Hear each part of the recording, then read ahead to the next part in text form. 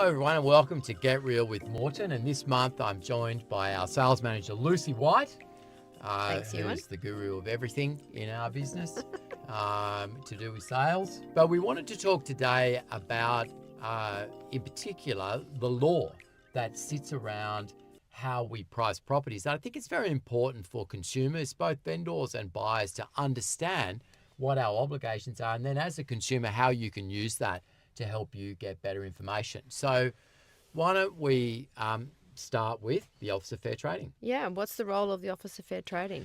The role of the OFT is to make sure that we stick to the legislation that governs us. So that buyers and consumers are protected. Yeah, they're protected, and also so there's a set of rules that we need to act to. Yep. And to be honest, not all agents do that, No. Which really annoys us.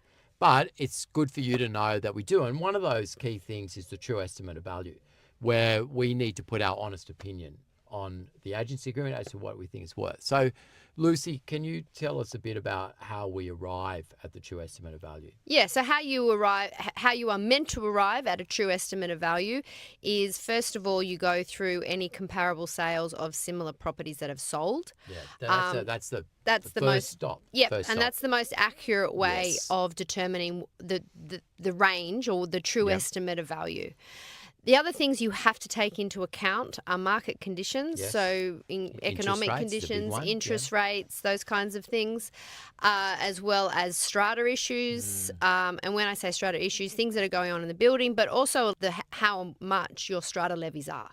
Because if the strata levies are really high, that will impact the price of And the I property. suppose with that strata too, it's also what issues might be in the building. This is Correct. something that's, I suppose, very topical for us right now, because there's a lot of buildings that have defect rectification orders, or they're trying to fix things, Yes. and that requires special levies, and that can affect price. Yep. Yeah, so they're the main things that you have to take into account when you are determining the true estimate of value. So I think the takeaway there, particularly for vendors, when you're sitting in front of an agent, use that terminology. What is your true estimate of value? And support them in getting them to tell you. Yeah. Because it does get a bit tricky with some people wanting to tell you a figure that is much higher than what it's actually worth, which is what we call overquoting. Yeah. And one way to keep the agent honest, if you like, or to work out the true estimate, is that they should come with the comparable sales, and so that you can work out where yours sits in that range, whether yours is inferior, superior, in the middle, and that's how you arrive together at what the property is worth. And I'd even suggest, if you wanted to take it another level, is do your own work before the agent arrives. Well, come up with your own true estimate of value as to what you think it's really worth. So when you sit down with the agent to talk about it, you've got to remember they probably have more product knowledge than you do about stuff in the area.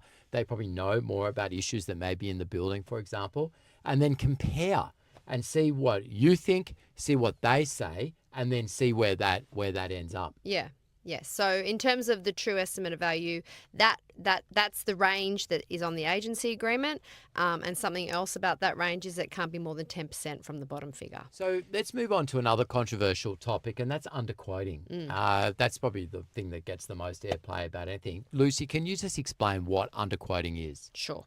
Underquoting is where an agent, so if the true estimate of selling range is 9 to 990, where an agent is marketing that property or telling buyers, providing a figure that is less than the 900. So for example, they might be saying 850, but anything less than 900 is underquoting. Yep. So there's a tip for buyers. Yep. You could ask an agent what's their true estimate of value, and they need to tell you. So Yes, that's one way of more transparency, is you actually say, what is your estimate, what's your true estimate value? Yep. And the other way is to ask for the comparables of how they've arrived at that, so that you can discuss that and go through it. Yeah, and any agent that knows what they're doing would be using the same comparables they told the vendor as to what they told the buyer, and then everyone can make their own decisions about what they think, but generally everybody comes to the same conclusion. Yeah, and really good agents would have those comparables on display at the open for inspection. So I suppose in all of this, the key messages I think that we want to give to everyone is to make peace with the true estimate of value. Everyone, including the agents.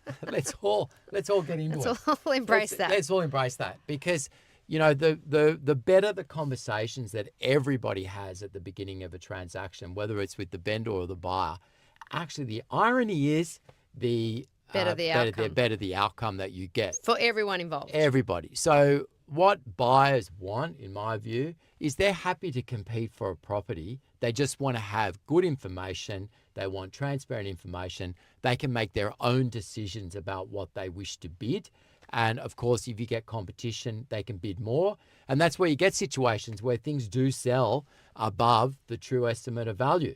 And I think that's where sometimes the underquoting gets a little confusing, because market forces can push things above what the vendor thinks and what we think. And obviously, that's what we're trying to do. And the other thing that's come out of the most recent change, or the training that we're getting about the regulations, is overquoting. Yes. And that hasn't necessarily been a thing that they've focused on. So overquoting is where an agent goes in to speak to a vendor, and even though they know that the true estimate of value is somewhere between 9 to 990, they will go significantly higher than that. And so tell the vendor something higher. And usually they're doing it to, in real estate talk, it's called buying the listing, to get the job, basically. Yep, that's it. And then they come back later and tell them the bad news. Yeah. So I think the best way you can protect yourself on both sides of that is really do your own research. Yeah. Yeah. So it's very easy and there's to so do much it. information out there for you to evaluate yourself on. That's definitely one thing that's changed. Yeah. Almost too much information. Yeah. So have your information, but also listen to or see the examples in case the figure that you've arrived at is significantly higher than what the actual true estimate of value is. Yeah. So that just means a better, robust conversation. But what we say is really what we think it's worth and what the vendor thinks it's worth doesn't really matter. What we're trying to do is create an environment where buyers can come together. A level playing field. And they can compete for the property. And what we're all hoping for, that it drives the price up and the vendor gets the best price they can. Yeah. That is the goal. So thank you, Lucy, for that. Thank you, everyone, for joining us at Get Real with Morton, and we'll see you next month. Bye.